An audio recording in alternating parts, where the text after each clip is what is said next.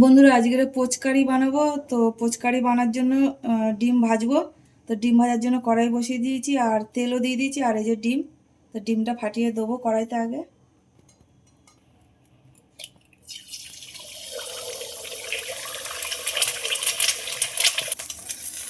আর এটা ভাজা হয়ে গেছে, উঠিয়ে নেবো।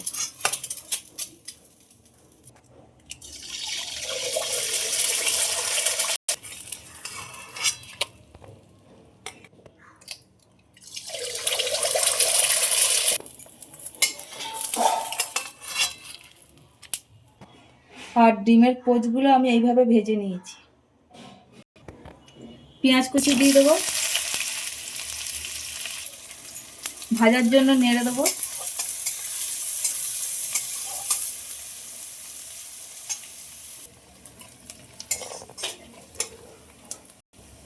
টমেটো কুচি দিয়ে দেবো,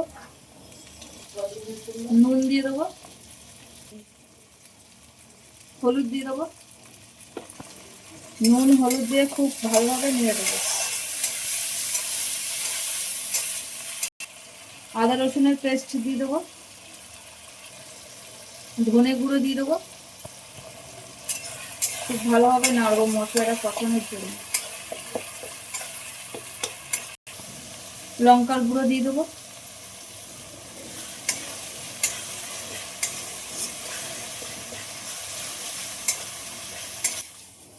মশলা খুব ভালোভাবে কষানো হয়ে গেছে। আর এবার জল দিয়ে দেবো,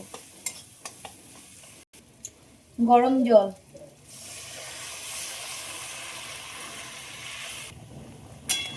খুব ভালোভাবে মিশিয়ে দেবো। এবার পোচগুলো দিয়ে দেবো ঝোলের মধ্যে।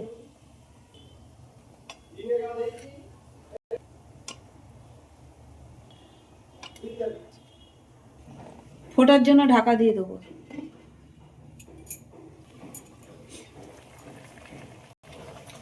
অল্প গরম মশলার গুঁড়ো দিয়ে দেবো,